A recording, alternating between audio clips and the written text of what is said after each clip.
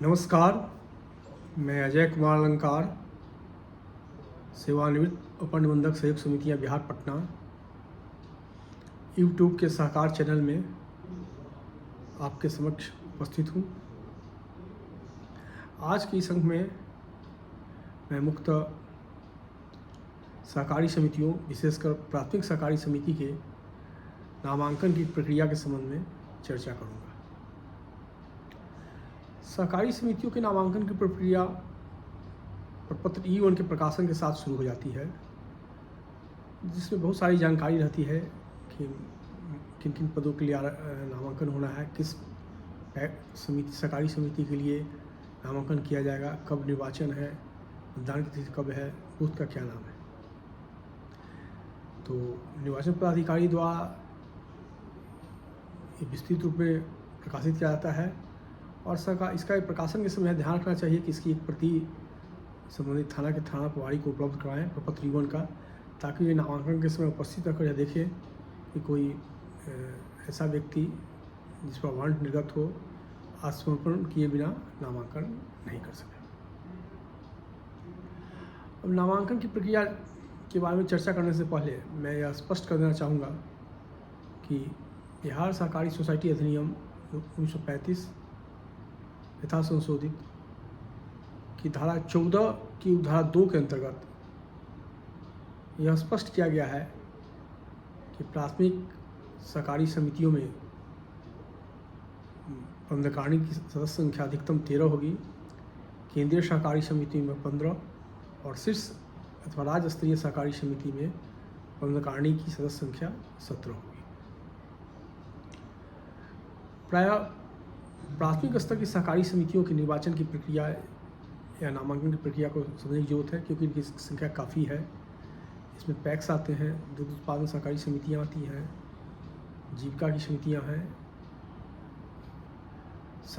प्राथमिक सब्जी उत्पादक सहकारी समिति है, प्राथमिक बुनकर समिति है, प्राथमिक महिला विकास समिति है। काफ़ी बड़ी संख्या है। इन सबसे अधिक संख्या पैक्सों की है और प्राथमिक दूध उत्पादन सहकारी समितियों की पैक्स लगभग 8053 पैक्स विद्यमान है। एक अन्य महत्वपूर्ण बात यह है पैक्स निर्वाचन के साथ कि भी बड़ी संख्या में एक साथ संपन्न कराए जाते हैं, इसलिए पैक्स निर्वाचन पर और यह क्लोजली कंटेस्टेड इलेक्शन होता है, खासकर चेयरमैन का, इसलिए इस पर अधिक ध्यान देने की जरूरत है।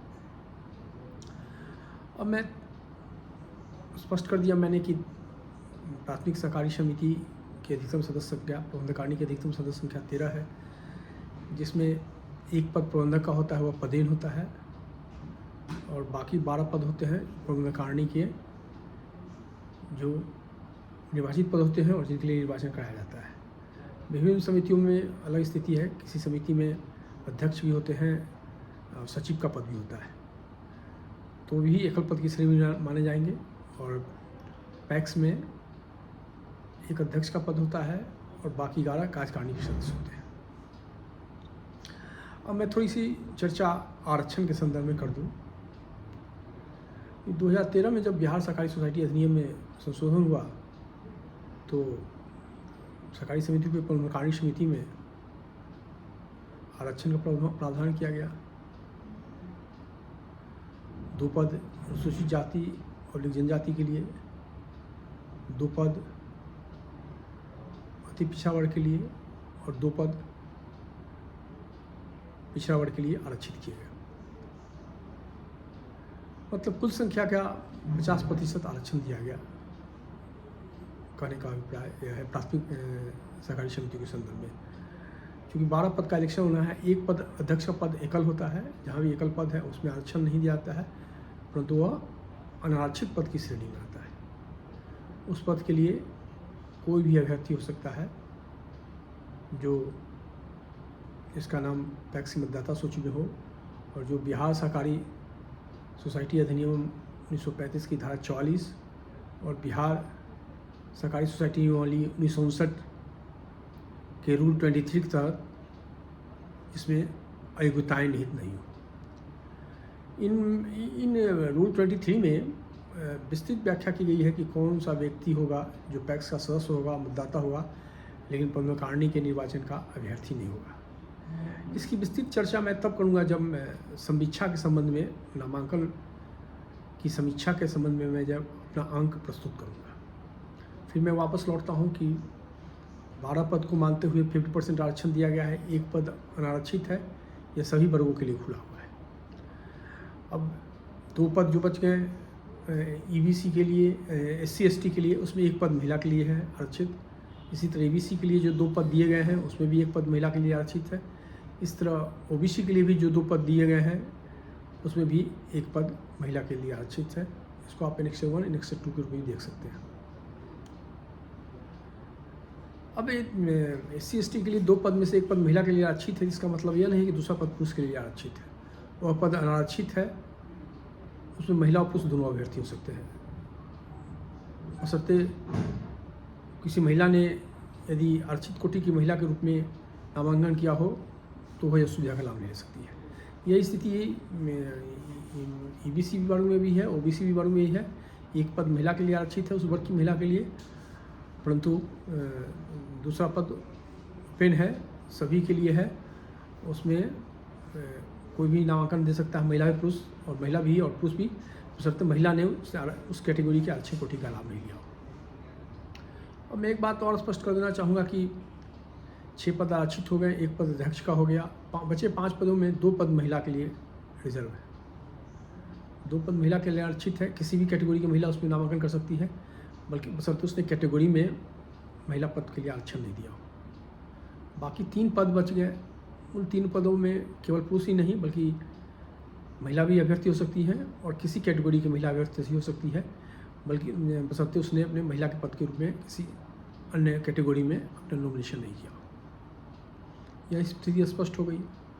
अब दूसरी बात बताना चाहता हूँ कि नामांकन शुल्क क्या है। प्राथमिक सहकारी समिति के लिए, अनारक्षित वर्ग के लिए या सामान्य कोटि के लिए नामांकन शुल्क 1000 है, और रिजर्व कैटेगरी के लिए इंक्लूडिंग महिला को के लिए भी मात्र 500 रुपये है।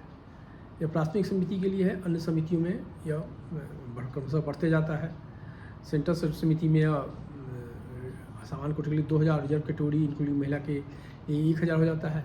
इसी तरह स्टेट लेवल की सोसाइटी या एपेक्स लेवल की सोसाइटी में यह सामान्य वर्ग के लिए 5000 और अन्य के लिए, रिजर्व वर्ग के लिए 2500 इंक्लूडिंग महिला के लिए भी हो जाता है। रिजर्वेशन कैटेगरी की थोड़ी सी चर्चा कर दी इसमें, ताकि आपको समझ में आसानी हो। अब मैं नामांकन शुल्क के बारे में बता दिया। एक चीज़ मैं यहाँ स्पष्ट करना चाहता हूँ कि यदि कोई रिजर्व कैटेगरी का आदमी, महिला हो या पुरुष, अध्यक्ष पद का अभ्यर्थी होना चाहता है तो उसके नामांकन शुल्क में रियायत के लिए उसे 500 रुपया ही नामांकन शुल्क देना पड़े। सक्षम प्राधिकार द्वारा निर्गत जाति प्रमाण पत्र की स्वाभाविक फोटोकॉपी उसको नामांकन पत्र के साथ लगाना होगा नामांकन शुल्क में रियायत के लिए, क्योंकि एक अध्यक्ष का पद है, एकल पद है, इसमें आरक्षण कोई लागू नहीं है। लेकिन यदि वह फिर आरक्षण कोटि में जब नॉमिनेशन करता है, वो महिला हो या पुरुष हो, ईबीसी हैं, ओबीसी हैं, SC ST हैं, तो उनको अपनी जाति का सक्षम प्राधिकार द्वारा निर्मित जाति प्रमाण पत्र की मूल प्रति संलग्न करना होगा।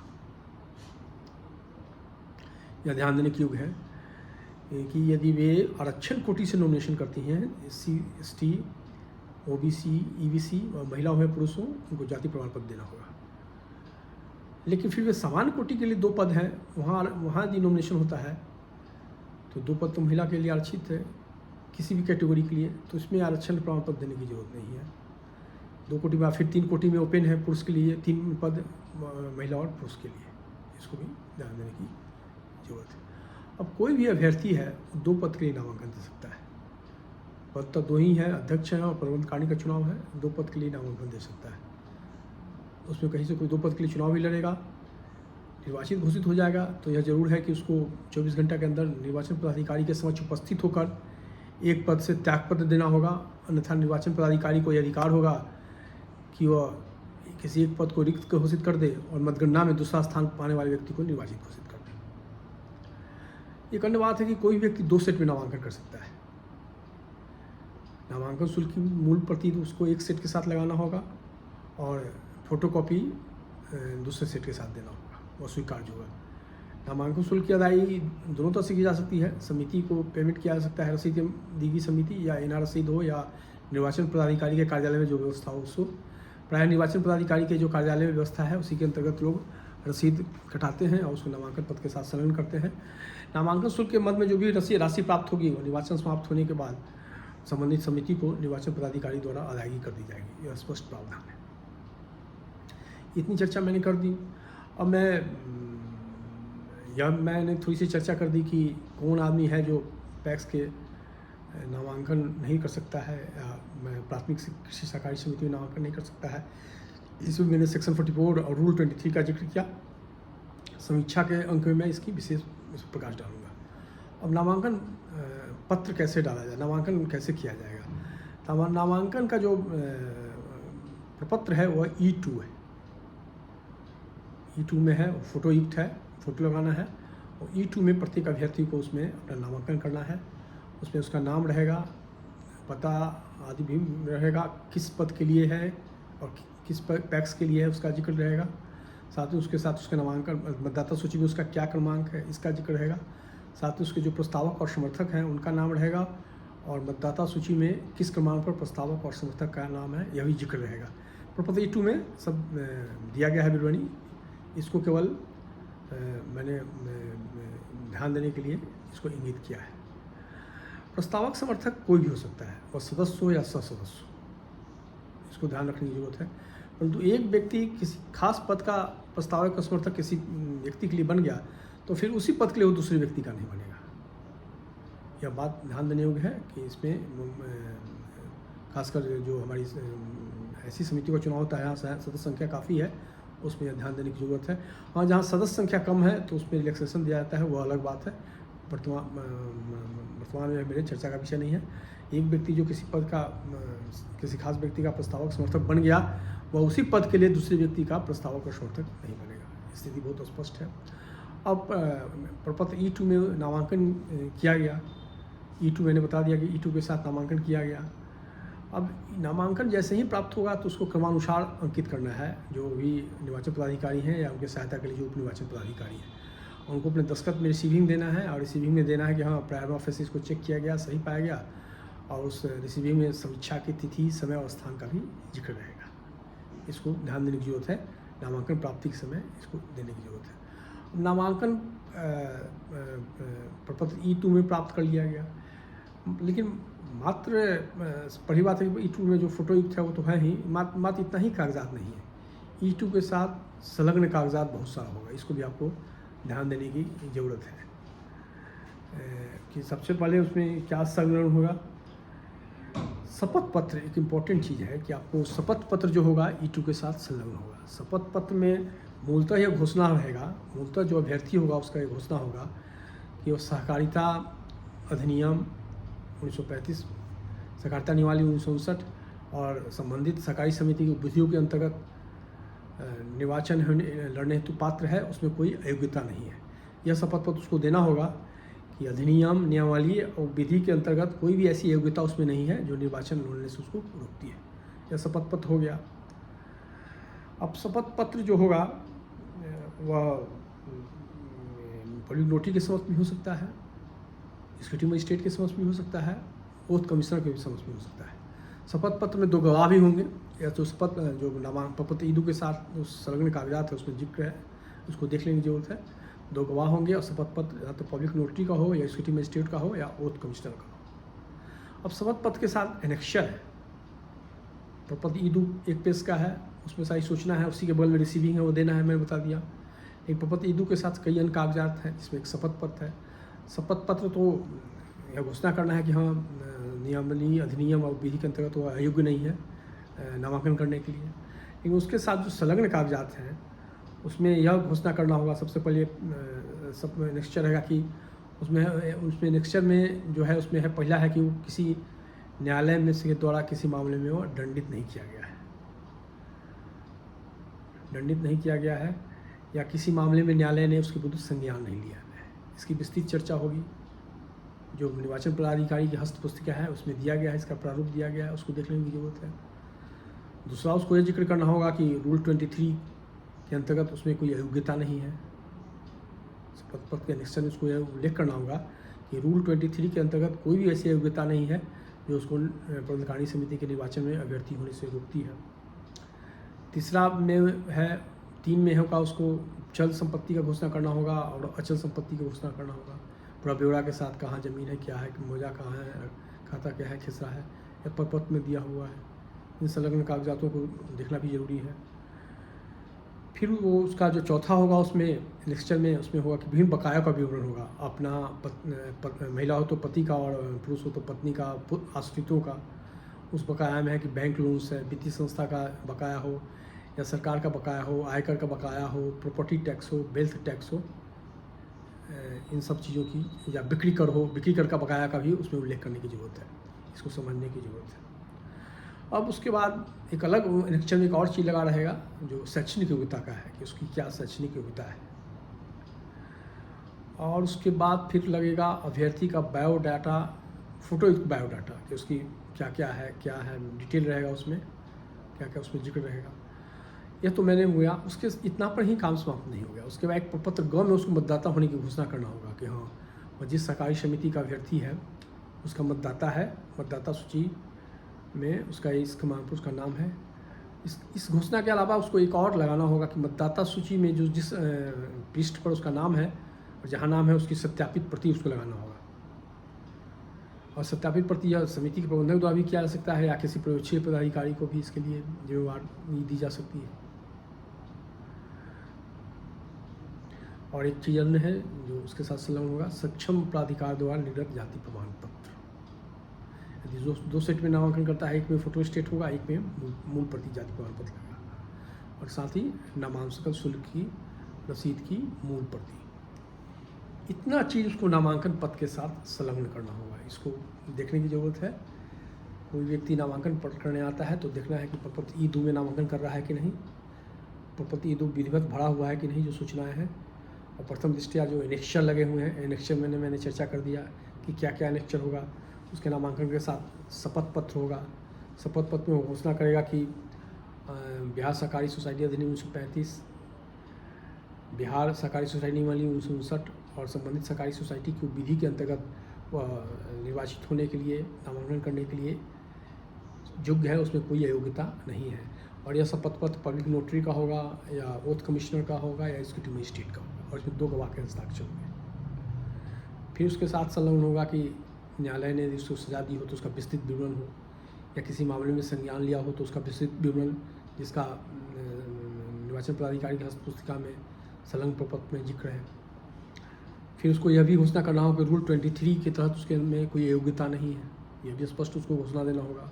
साथ ही चल संपत्ति का विवरण देना होगा, विभिन्न बकाया का विवरण होगा, वित्तीय संस्थान हो, बैंक हो, सरकार हो, आयकर हो, बिक्री कर हो, वेल्थ टैक्स हो, इसका भी बकाया का उसको विवरण देना होगा। और एक अलग फिर उसमें शैक्षणिक योग्यता का घोषणा है, उसका डिटेल देना होगा। और फिर उसको अपना बायोडाटा देना होगा, बायोडाटा डिटेल में। फिर उसमें उसके साथ है कि मतदाता प्रपत्र में घोषणा करना होगा कि हाँ उसका मतदाता सूची में नाम है। फिर उसके देना होगा कि हाँ जिस मतदाता सूची के जिस पृष्ठ पर उसका नाम है उसका सत्यापित प्रति सत्यापन प्रबंधक, समिति प्रबंधक या किसी प्रयोगशील पदाधिकारी को द्वारा किया जा सकता है जिसको अधिकृत किया गया हो। फिर सक्षम प्राधिकार का उसको जाति प्रमाण पत्र लगाना होगा। और अंत में उसको नामांकन शुल्क की रसीद भी लगानी होगी। 2 सेट में है तो एक रसीद एक सेट में फोटोकॉपी के माध्यम से काम चला जा सकता है। तो निर्वाचन पदाधिकारी को या उप निर्वाचन पदाधिकारी नामांकन प्राप्त करते हैं तो उनको रसीद देने के पहले और समीक्षा की तिथि, समय, स्थान आदि का भी जिक्र करने के पहले यह देख लेना चाहिए कि इन सारों कागजातों को उसने लगाया कि नहीं, और इन कागजातों को उसने सही ढंग से भरा है कि नहीं। उदाहरण के लिए देख लें कि मतदाता सूची में जिस क्रमांक का वह जिक्र कर रहा है अभ्यर्थी, उस क्रमांक पर तो उसका है कि नहीं, और उसके प्रस्तावक और समर्थक का नाम उस और क्रमांक सही है कि नहीं, इसको वेरीफाई किया जा सकता है। इसको सुधारने का भी मौका दिया जा सकता है। इसी तरह देख लें कि उसने शपथ पत्र संलग्न किया है, विधिवत दिया है कि नहीं, फिर उसने रूल 23 के तहत घोषणा किया है कि नहीं, न्यायिक मामलों की चर्चा की है कि नहीं, बकायों का विवरण दिया है कि नहीं, शैक्षणिक योग्यता का उल्लेख किया है कि नहीं, या फिर मतदाता होने की घोषणा संलग्न है कि नहीं, बायोडाटा दिया है कि नहीं, जाति प्रमाण पत्र यदि लागू हो तो संलग्न है कि नहीं, और फिर उसका नामांकन शुल्क की रसीद संलग्न है कि। प्राथमिक दृष्टि में इसकी जांच करवा लेना है, और जांच करवा के यदि पाया जाए कि कहीं कोई त्रुटि है तो उसको सुधरवा देना चाहिए, या कोई कागजात छूट गया है तो उसको मौका देना चाहिए संलग्न करने का। और यदि नहीं संलग्न करने के लिए तैयार होता है तो उसी पर उसका नामांकन स्वीकार कर लेना चाहिए। समीक्षा के दिन उस पर विचार किया जाएगा। और एक चीज़ यह भी है कि जैसे ही नामांकन प्राप्त हो तो उस पर नामांकन क्रम संख्या चढ़ जाना चाहिए, क्योंकि पावती में भी क्रम संख्या देना होगा।